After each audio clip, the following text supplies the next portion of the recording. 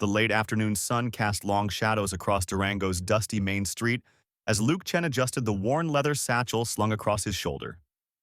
After 5 years away from his homeland, he still drew curious stares from the townsfolk, though he'd grown accustomed to being the only Chinese face for hundreds of miles. His careful eyes tracked three figures hurrying into the First Territorial Bank. The Carter sisters, daughters of the bank's owner, their fine dresses marking them as members of the town's elite. Through the bank's grimy windows, Luke observed Caroline Carter, the eldest at 22, speaking animatedly with her father, Nathan Carter. Even at this distance, the tension in their interaction was evident. The younger sisters, Eleanor and Charlotte, lingered near the door, clearly uncomfortable. Luke had seen this scene play out countless times during his work as a courier between Durango and Pueblo. But today something felt different in the air. The sound of approaching hoofbeats drew Luke's attention as three riders thundered into town from the south, dust billowing in their wake. Their manner set off immediate alarms in his mind. These were not the usual traders or ranchers, but men with purpose in their bearing. The leader, a scarred man Luke would later learn was Joshua Lopez, dismounted with fluid grace that spoke of violence held in check. Inside the bank, Nathan Carter's face had gone ashen as he read a letter delivered that morning from Tucson. The evidence was irrefutable. His creative bookkeeping had been discovered, along with connections to a vast money laundering operation run by the Lopez gang. His daughters watched in growing concern as their father's carefully constructed world began crumbling around them. Luke's instincts, honed through years of martial arts training in his youth, screamed danger as Joshua Lopez and his men entered the bank. He glimpsed Caroline Carter's eyes widening in recognition. Clearly she knew these men, though her sisters remained oblivious. The pieces started falling into place in Luke's mind. The Carter family's sudden wealth, their frequent trips to Tucson, the mysterious letters Nathan received. The explosion of violence happened faster than anyone could react. Joshua's men seized the Carter sisters while their leader confronted Nathan with cold fury. "Your embezzlement scheme ends today, Carter. But since you've been such a useful partner, we'll take good care of your girls while you face the law." Luke's hand instinctively moved to the concealed blade in his sleeve as screams erupted from inside the bank. Through years of discipline, Luke forced himself to remain still as the Lopez gang dragged the struggling sisters to their horses. His mind raced through possibilities. A direct confrontation would only get the girls killed. He would need to be subtle, to infiltrate the gang's operation and discover where they were taking their captives. The skills he'd learned in his homeland would serve him well, but he'd have to move carefully. Nathan Carter's anguished cries echoed across the street as his daughters disappeared into the gathering dusk. Luke melted into the shadows, already formulating his plan. He knew the Lopez gang's reputation. They controlled vast criminal enterprises along the border territories. Finding the sisters would require him to navigate that dangerous underworld, but he'd made a vow long ago to protect the innocent. He would not fail these girls. The town marshal, Isaac Hall, arrived too late to do anything but arrest Nathan Carter. Luke watched from concealment as the banker was led away in chains, broken and sobbing. The marshal's deputy, Caleb Nelson, began taking statements from witnesses, but Luke knew the law would be useless in this situation. The Lopez gang operated beyond the reach of badges and courts. This would require a different kind of justice. As night fell over Durango, Luke made his way to the small room he kept above the general store. He would need to gather supplies and information before setting out. His years of courier work had given him contacts throughout the territory. It was time to put them to use. Somewhere out there, three innocent women faced a terrible fate. He had skills that could save them, but first he would have to become something he'd left behind in China, a shadow warrior. Luke knelt before the small shrine in his room, 3 sticks of incense burning in quiet tribute to his ancestors. The familiar scent transported him back to his training days in Guangzhou, where his Shifu had taught him that true strength lay not in violence but in wisdom. Yet tonight, he would need both. Carefully, he opened the lacquered box containing his most precious possessions, tools of his former life that he'd sworn never to use again in this new land. The worn leather map he unrolled revealed the network of trails connecting Durango to Pueblo, where his old friend Joshua maintained a way station for the stage line. If anyone could provide intelligence about the Lopez gang's movements, it would be Joshua, whose legitimate business served as cover for a web of information gathering that rivaled the telegraph lines for speed and accuracy. As he packed his saddlebags, Luke considered the Carter sisters. Caroline, the eldest at 22, was known for her level head and skill with numbers. She'd helped her father at the bank. Eleanor, 20, possessed a fierce independence that had scandalized the town more than once. And young Josephine, barely 17, still carried the innocence of childhood in her eyes. The thought of that innocence being destroyed by the Lopez gang's brutality steeled his resolve. The night air carried a bitter chill as Luke led his horse through Durango's empty streets. He'd dressed in dark clothes, his queue tucked beneath a black hat, moving like a shadow between pools of lamplight. The weight of his Dow sword, concealed beneath his duster, offered familiar comfort. Other weapons, less obvious but equally deadly, were hidden about his person, throwing knives, brass knuckles, and the slim garrote wire that had saved his life more times than he cared to remember. At the edge of town, he encountered Charlotte, the widow who ran the telegraph office. She pressed a folded paper into his hand, her voice barely above a whisper. Message came through from Tucson. Lopez gang was spotted heading north with 3 women. They're taking the old Spanish trail through Apache country. Her eyes held both fear and determination. Those girls don't deserve what's coming, Luke. Whatever you're planning, be careful. The trail to Pueblo would take him through treacherous territory, but Luke knew shortcuts unknown to most travelers. Years of carrying messages and packages across the border had taught him the hidden paths, the secret ways that moonshine runners and smugglers used to avoid both the law and the lawless. He would need every advantage to catch up to the gang before they reached their destination. As dawn approached, Luke made camp in a sheltered canyon, using the time to prepare himself mentally and physically. He moved through the familiar forms of his martial arts practice, each flowing movement a meditation on the task ahead. The Lopez gang numbered at least 15 men, all hardened criminals. He would need to be more than just skilled. He would need to be invisible, striking from the shadows, eliminating threats one by one. His thoughts turned to Rose, the Lopez gang's mysterious benefactor in Wichita. She was the key to understanding why Nathan Carter had stolen the money, why his daughters had been taken. The pieces were there, but the pattern remained elusive.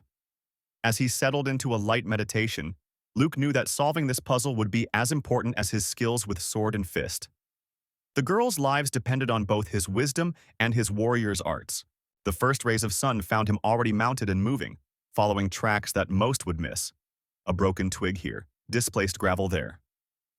The Lopez gang was moving fast, but they were careless, confident in their numbers and reputation. They didn't expect pursuit, certainly not from a lone Chinese man.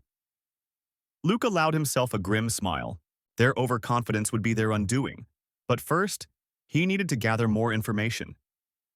Pueblo lay ahead, and with it, Joshua's network of secrets and whispers. The dusty streets of Pueblo held secrets in every shadow, and Luke knew Joshua would be waiting at their usual meeting place, the abandoned mission on the outskirts of town. The crumbling adobe walls had weathered a century of sun and storm, much like Luke himself had weathered decades of hardship since leaving his homeland. As he approached, a raven took flight from the bell tower, its wings cutting through the morning silence. Joshua emerged from behind a weathered wooden door, his dark skin creased with worry lines that hadn't been there during their last meeting. The former slave-turned-information broker had built an impressive network of contacts throughout the territory.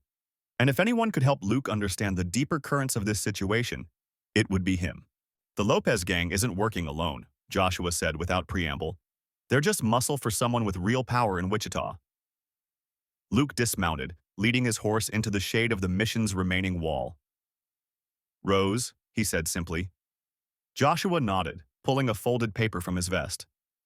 She's built quite an empire there, banking, mostly, legitimate on the surface. But there's more. Nathan Carter wasn't just any banker. He was her partner until something went wrong between them. The stolen money? That was just the beginning. The morning heat was building as Joshua laid out what his sources had uncovered. Rose had been systematically buying up failed banks throughout the territory, using them to move money for certain interests south of the border. Nathan Carter had been her man in Tucson until he discovered something that made him desperate enough to steal from her and flee with his daughters. The girls weren't taken for ransom, Luke realized, the pattern finally emerging. They're leveraged to keep Nathan quiet about whatever he discovered. Joshua agreed, adding that Caroline, Eleanor, and Josephine were being held separately, insurance against any rescue attempt. The late afternoon sun cast long shadows across Durango's dusty main street as Chen Wei crouched behind a water trough, observing the guarded warehouse where the Lopez brothers held the Hall sisters. After 3 days of careful surveillance, he had mapped the criminals' routines, counting 17 armed men who rotated shifts protecting their operation. The daughters of banker Thomas Hall, Caroline, Eleanor, and young Charlotte, had been taken when their father's theft of over $50,000 came to light. Through whispered conversations with merchants in Durango's small Chinatown district, Chen had learned that Isaac Lopez ran more than just a freight company. The warehouse served as a front for an extensive money laundering operation, converting stolen banknotes and gold into legitimate business proceeds. Now the crime lord held the Hall sisters as leverage while demanding Thomas Hall turn over ledgers documenting years of transactions with other corrupt bankers. Nathan Carter, the town's sheriff, seemed oddly reluctant to investigate the kidnapping, deflecting Chen's questions with vague assurances that he was looking into the matter. But Chen had noticed Carter making late-night visits to the warehouse, emerging with bulging saddlebags. The entire situation reeked of corruption, reaching far beyond one banker's crimes. Even the territorial marshal's office remained suspiciously silent on the matter. Chen's martial arts training under Master Wong had taught him patience, but the sounds of crying from the warehouse's upper floor tested his restraint. Through a gap in the wooden slats, he had glimpsed Eleanor Hall comforting her younger sister Charlotte while Caroline paced their makeshift cell. The sisters showed remarkable courage, but their time was running out. Isaac Lopez was not known for his mercy. Luke Allen, a young deputy who seemed to be one of the few honest lawmen remaining in Durango, had secretly provided Chen with blueprints of the warehouse from when it was built 5 years prior. The documents revealed a network of narrow passages between the walls, originally designed for ventilation but perfect for Chen's needs. If he could infiltrate through the loading dock after midnight, the hidden passages would allow him to move unseen. Joshua Nelson, the local undertaker, proved an unexpected ally when he revealed that his brother had been murdered by the Lopez organization 3 years ago. Now he helped Chen by providing detailed information about the criminals' operations gathered while preparing their victims' bodies. The Undertaker's quiet rage matched Chen's own determination to end Isaac Lopez's reign of terror in the border territories. At the Golden Palace restaurant, Chen met with Rose Carter, the sheriff's estranged wife, who had approached him with vital intelligence. She revealed that her husband's corruption began gradually, with small bribes from the Lopez organization growing into full partnership. The sheriff now helped launder money through property purchases and false arrests, using his position to eliminate Lopez's rivals while profiting handsomely. Chen's own quest for vengeance against the criminal enterprise that had murdered his family in San Francisco had led him to Durango. The same organization that employed Isaac Lopez had burned Chen's import business and killed his wife and daughter when he refused to participate in their smuggling operation. Now fate had given him a chance to save another family while striking back at his enemies. The plan took shape as Chen gathered his allies. Joshua Nelson would create a distraction by starting a fire in his funeral parlor, drawing away several guards. Luke Allen would ensure the sheriff was occupied with a staged incident on the opposite side of town. Rose Carter would host a private gambling party, keeping key members of her husband's corrupt circle away from the warehouse during the rescue attempt. As dusk approached, Chen methodically checked his weapons. The twin butterfly swords concealed beneath his long coat, the rope dart coiled at his belt, and the small but lethal darts tipped with sleeping powder. His years of training had prepared him for this moment. Tomorrow night, he would strike, using the skills of his ancestors to bring justice to a land that had forgotten the meaning of the word. Josephine Lopez, Isaac's wife, unknowingly provided the final piece of Chen's plan when she visited the Golden Palace. Her casual conversation with the owner revealed that her husband planned to move the Hall sisters to Mexico within 2 days. The timeline shortened, but Chen now knew he had to act before the girls disappeared forever into the vast criminal network south of the border. Through careful observation, Chen had identified Caleb Hall, the banker's son, watching the warehouse from different locations around town. The young man clearly planned his own rescue attempt, likely to end in disaster given the forces arrayed against him. Chen would need to act quickly to prevent the boy from sacrificing himself in a futile effort to save his sisters. As dusk settled over Pueblo, Chen made his way through the shadows toward Caleb Hall's makeshift observation post behind the livery stable. The young man's determination was admirable, but his inexperience would get him killed. Through the gathering gloom, Chen could see Caleb checking the loads in an old Colt revolver, his hands trembling slightly as he worked. The sound of Chen's approach caused Caleb to spin around, weapon raised. Chen raised his hand slowly, speaking in a measured tone that carried authority without threat. Your sisters need more than courage to save them. They need someone who knows the men holding them. Caleb's eyes narrowed with suspicion, but he lowered the gun slightly. Inside the warehouse, Charlotte Hall huddled with her younger sisters Eleanor and Rose, trying to keep their spirits up despite their dire circumstances. Through a crack in the wooden wall, she could see Isaac Lopez's men loading crates onto wagons under the cover of darkness. Their captors were preparing for the journey south, and time was running out. Chen explained his plan to Caleb, detailing how Isaac's operation extended far beyond simple banditry. The stolen money from their father's bank had been merely one piece of a complex network stretching from Durango to Wichita. Lopez wasn't just a criminal. He was building an empire on both sides of the border, using legitimate businesses like the Golden Palace as fronts. The night air carried the scent of sage and creosote as Chen led Caleb through back alleys to a small house on the outskirts of town. Inside, Chen revealed an arsenal of unusual weapons: rope darts, throwing stars, and smoke bombs. Tools of his homeland adapted for this new territory. Your father's crimes brought this danger to your family, Chen said quietly. But Lopez's response has crossed a line that cannot be ignored. Josephine Lopez's regular visits to the Golden Palace had provided Chen with crucial intelligence about guard rotations and security measures. The criminal enterprise's greatest weakness was its own success. They had grown too confident, too comfortable in their control of the town. That arrogance would be their undoing. As midnight approached, Chen and Caleb watched from the shadows as Nathan, one of Lopez's most trusted men, conducted his nightly inspection of the warehouse guards. The routine was precise, predictable, a fatal flaw in any security system. Chen's careful observation had revealed the perfect moment to strike, when the guard rotation would leave a brief gap in their coverage. Inside the warehouse, Eleanor Hall jerked awake at the sound of breaking glass. A strange, sweet smell filled the air as smoke began curling through the room. The guards stationed inside began coughing, their eyes watering as they stumbled toward the door. Through the haze, she saw dark figures moving with impossible speed and silence. Chen moved through the smoke like a ghost, his techniques honed by years of training in the shadow arts. The guards fell one by one, victims of precisely placed strikes in the sleeping powder that filled the air. Caleb followed in his wake, helping his sisters to their feet and guiding them toward the prearranged escape route. But Isaac Lopez had not built his criminal empire by being careless. As Chen led the group toward safety, warning bells began to sound throughout the compound. The night erupted with gunfire as reinforcements arrived from the Golden Palace. Chen pushed the Hall siblings toward cover, knowing that the most dangerous part of his plan was still to come.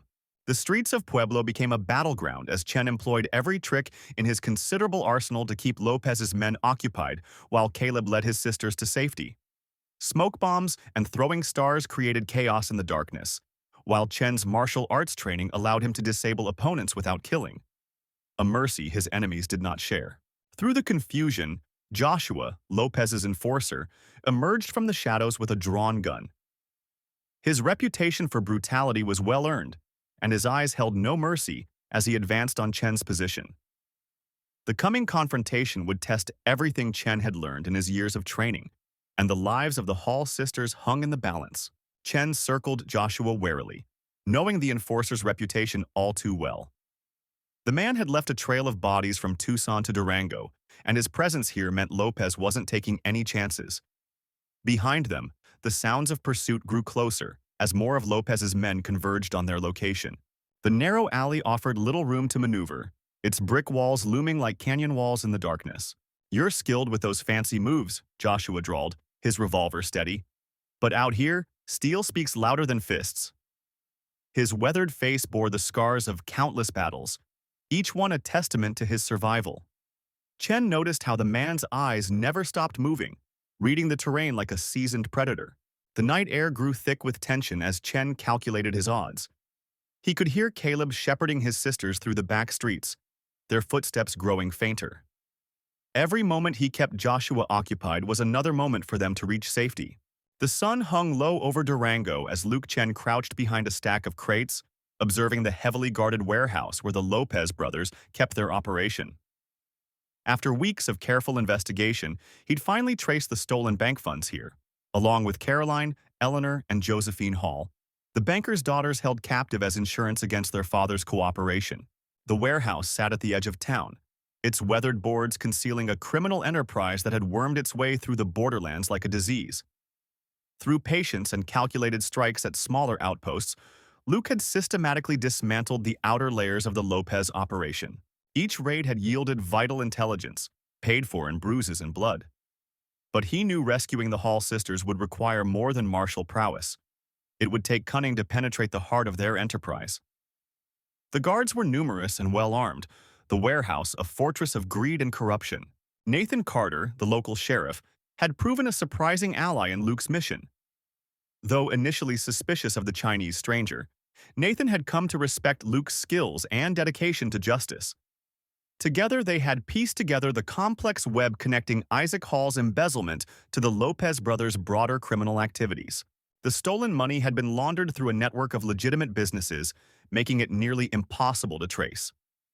Eleanor's muffled scream pierced the evening air, galvanizing Luke to action. He couldn't wait any longer. Whatever was happening inside that warehouse demanded immediate intervention. With fluid grace, he scaled the adjacent building, years of training evident in every precise movement. The setting sun cast long shadows across the rooftops, providing natural cover as he worked his way closer to his target. Inside the warehouse, Caleb Lopez paced before the three sisters, his boots echoing on wooden planks. "Your father's stubbornness is trying my patience," he snarled, grabbing Eleanor's chin roughly. Caroline and Josephine huddled together nearby, their once fine dresses now dirty and torn. Perhaps it's time to send him a more persuasive message. The eldest Lopez brother's dead eyes reflected nothing but cruel calculation. Luke dropped silently through a broken skylight, landing in a crouch among the shadows of towering storage shelves. The warehouse was a maze of crates and barrels, many bearing legitimate shipping labels, the perfect cover for smuggling and money laundering. He could hear Joshua Lopez issuing orders to his men, their heavy footsteps creating a map of their positions in Luke's mind. A commotion erupted at the main entrance. Sheriff Carter had launched his diversion right on schedule. As guards rushed to investigate, Luke moved swiftly through the warehouse. His hands found familiar comfort in the twin batons concealed beneath his coat, weapons that had served him well since his days training in the mountains of his homeland. Violence was never his first choice, but he had learned long ago that some men only understood the language of force. The first guard went down without a sound, Luke's baton finding the precise point to render him unconscious. The second managed a strangled cry before joining his companion in darkness. Luke moved like smoke through the warehouse, each strike precise and economical. He had not survived the long journey from China by being reckless or wasteful in his movements. Charlotte Nelson, the local schoolteacher who had been helping Luke understand the town's politics, had warned him about the Lopez brothers' reputation for vicious reprisals. He knew that simply rescuing the sisters wouldn't be enough. The entire operation needed to be dismantled to ensure their safety. The evidence of criminal activity he'd gathered would ensure the brothers spent the rest of their lives behind bars. Caleb's voice grew louder as Luke approached the central office. Through a gap in the crates, he could see Eleanor struggling against her captor's grip while Joshua trained a pistol on her sisters. Luke's muscles coiled with controlled tension. Timing would be everything. One wrong move could turn this rescue into a tragedy. The warehouse erupted into chaos as Sheriff Carter's men breached the main entrance. Luke seized the moment, launching himself through the office doorway. His first baton caught Joshua's gun hand, sending the weapon spinning away. The second swept Caleb's legs from under him before he could react. The sisters scrambled clear as Luke positioned himself between them and their captors. "You dare interfere with our business, Chinese?" Caleb snarled, drawing a knife as he regained his feet. Joshua circled to the left, his own blade glinting in the lantern light. Luke's response was swift and decisive, a flowing sequence of strikes that left both brothers reeling. Years of discipline and training expressed themselves in each perfectly executed movement. The fight spilled out onto the warehouse floor, where Sheriff Carter's deputies were engaged with the remaining guards. Luke moved with fluid grace, his batons becoming extensions of his will as he systematically dismantled the Lopez brothers' defense. Each attempted attack was turned against them, their growing frustration making them increasingly reckless. Rose Allen, who had been secretly documenting the Lopez operation for months, appeared at a crucial moment. She helped shepherd the Hall sisters to safety while Luke kept their captors occupied.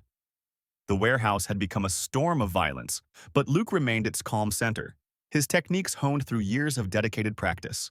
The turning point came when Caleb, enraged by his inability to overcome Luke's defense, charged forward with murderous intent. Luke redirected the attack with subtle precision, sending the crime lord crashing into his own brother. Both men went down hard, and Luke's batons ensured they stayed there. The fight was over almost as quickly as it had begun.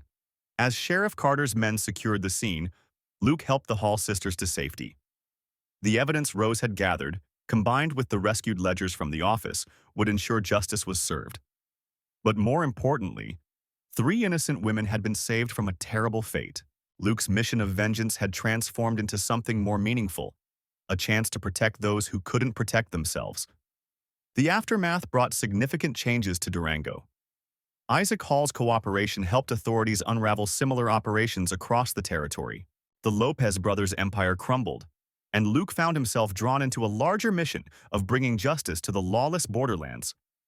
The skills he had learned in China had found new purpose in the American frontier, where the line between right and wrong was often as dusty and uncertain as the trail itself. The summer heat shimmered across Durango's main street as Luke stood before the newly appointed territorial judge. His testimony, along with Rose's meticulous documentation, had sealed the fate of the remaining Lopez operation. But something deeper troubled him. Whispers of a larger conspiracy reaching into Tucson's political circles, where Caroline and Eleanor's safety remained uncertain despite their father's cooperation with authorities. In the weeks following the rescue, Luke had observed a subtle transformation in Rose, the youngest Hall sister. Her experience had awakened a fierce determination to fight corruption, and she'd begun using her banking knowledge to trace suspicious transactions across the territory.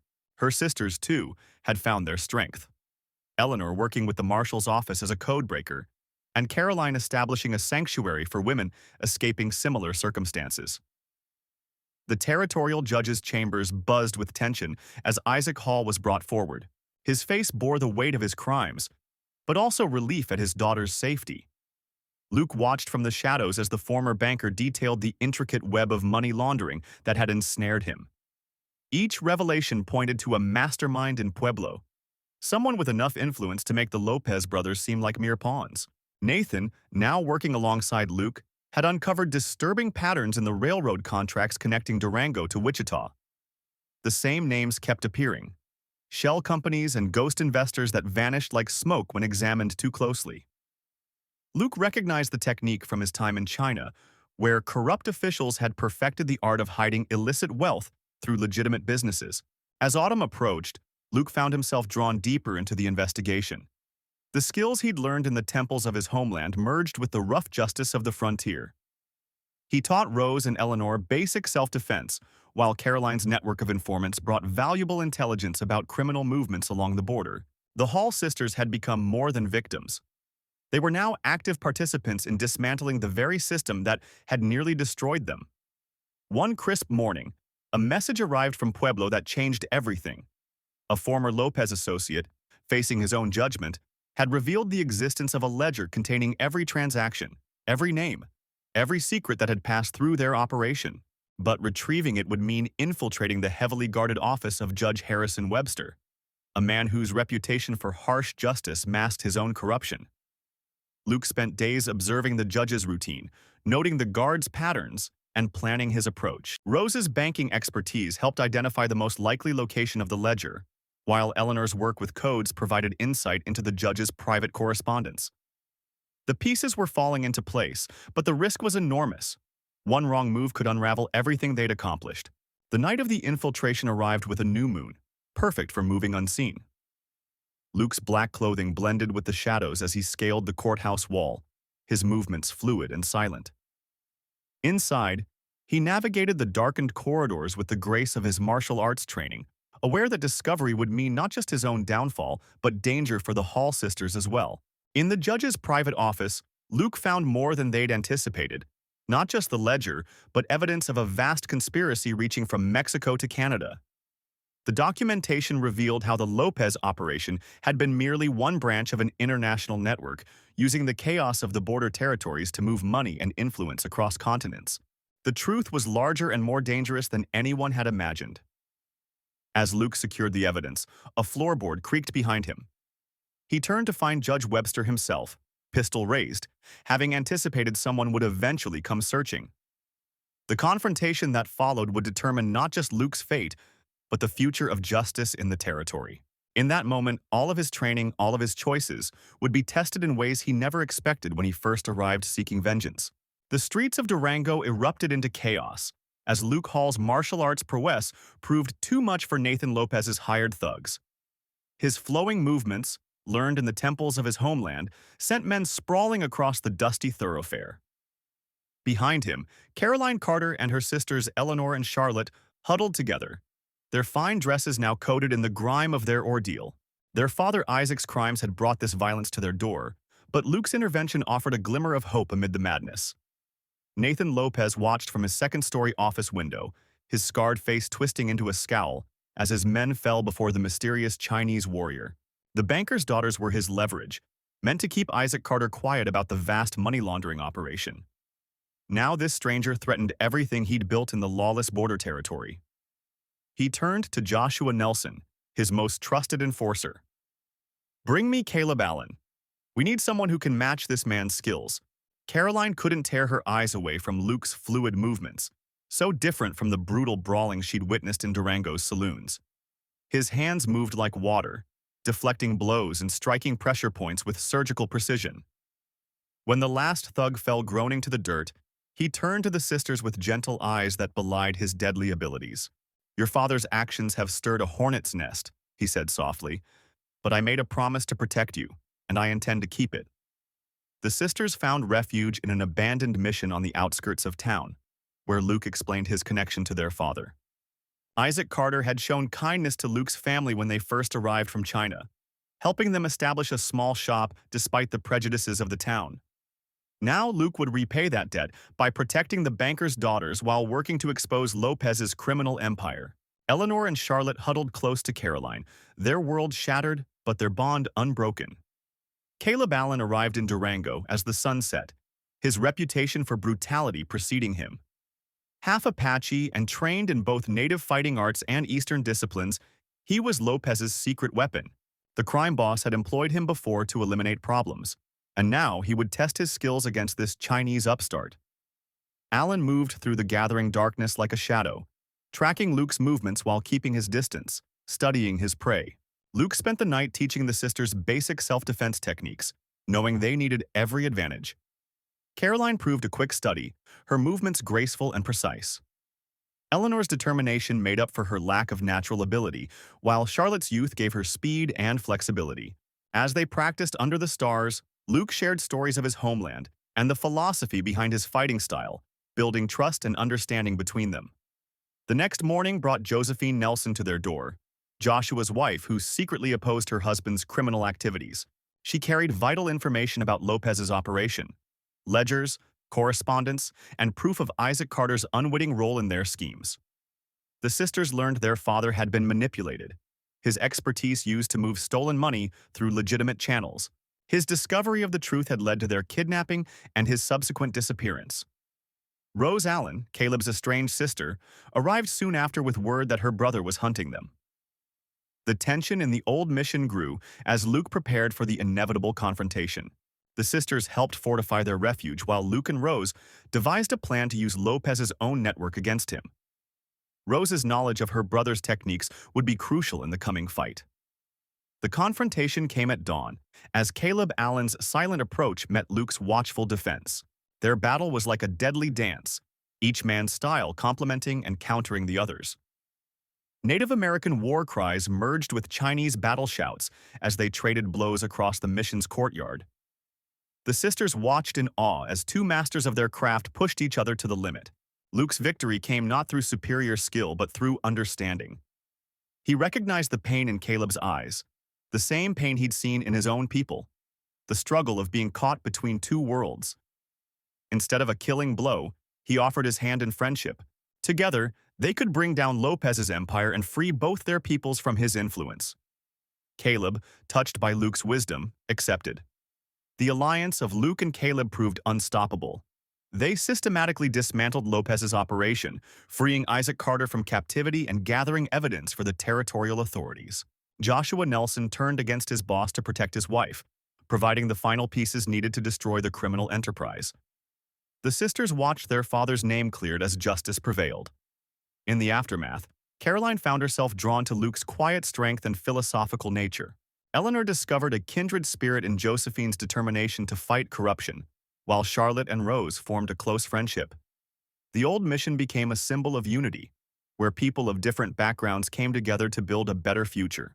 Even Caleb found peace, opening a school to teach his unique blend of fighting arts to a new generation.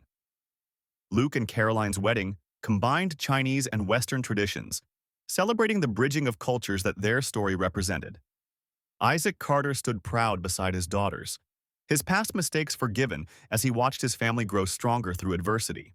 The legend of the Chinese warrior and the banker's daughters became part of Durango's history, a tale of how justice and understanding could triumph over greed and prejudice in the American West. Years after the dramatic events that brought them together, the legacy of Luke and Caroline's story continued to shape Durango and its surroundings.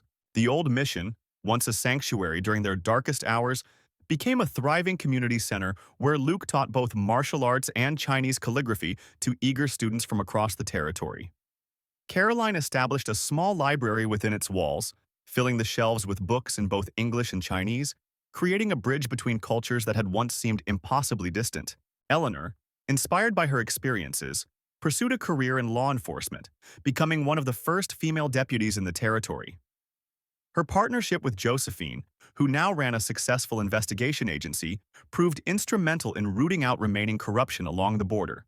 Together, they built a network of informants and allies that stretched from Tucson to Pueblo, ensuring that no criminal enterprise could gain the foothold that had nearly destroyed their family. Charlotte's artistic talents flourished in unexpected ways. She began documenting the changing frontier through her paintings, capturing the unique blend of cultures that was transforming the American West. Her work gained recognition in galleries as far away as Wichita, with several pieces featuring the striking figure of Luke performing his martial arts at sunset against the backdrop of the mission's weathered walls. Rose, the youngest sister, discovered her calling in medicine, combining Western medical knowledge with traditional Chinese healing practices learned from Luke's connections in the community. Her small clinic, established in the growing Chinese quarter of Durango, became known as a place where all were welcome, regardless of background or circumstances. The trust she built helped heal more than just physical ailments. It mended the deep social divisions that had once plagued the town. Isaac Carter found redemption through service, using his banking expertise to help immigrant families navigate the complex American financial system. His office, housed in a modest building near the mission, became a place of hope for those seeking to build honest lives in their adopted homeland. The shame of his past mistakes transformed into wisdom that he freely shared, preventing others from falling prey to the temptations that had once consumed him. Caleb, the quiet warrior who had stood beside Luke during their darkest battles, established a training ground where he taught more than just fighting skills. His students learned about honor, responsibility, and the importance of using their abilities to protect rather than harm. The sight of his diverse group of students practicing at dawn became a familiar and welcome part of Durango's daily rhythm. The annual festival celebrating the mission's founding evolved into a grand celebration of unity, where Chinese lanterns hung alongside Western bunting, and the aroma of traditional dishes from both cultures filled the air. Luke and Caroline's children grew up in this new world, equally at home with chopsticks or cowboy boots, embodying the possibility of harmony their parents had fought so hard to achieve. As the territory moved toward statehood, the influence of their story spread beyond Durango's boundaries. Other communities looked to their example of how justice could prevail without sacrificing humanity, and how differences could become strengths rather than divisions. The legend grew, but those who had lived it knew the true power lay not in the dramatic battles, but in the quiet moments of understanding and acceptance that followed. Nathan and Joshua, the former adversaries who had chosen redemption, occasionally returned to Durango, finding welcome rather than judgment. Their transformation from enemies to allies served as a powerful reminder that change was possible for those willing to choose a better path. Their children played together at the mission's festivals, unknowing inheritors of a peace hard won by their parents' generation. The mission's bell, which had once signaled danger, now rang out for celebrations, classes, and community gatherings. Its clear tone carried across the valley, echoing off the same hills that had once hidden dangers, now witnessing the flourishing of a community that had learned to embrace its differences. The story of the banker's daughters and the Chinese warrior became not just a tale of revenge and justice, but a testament to the power of forgiveness and the possibility of building something new from the ashes of conflict.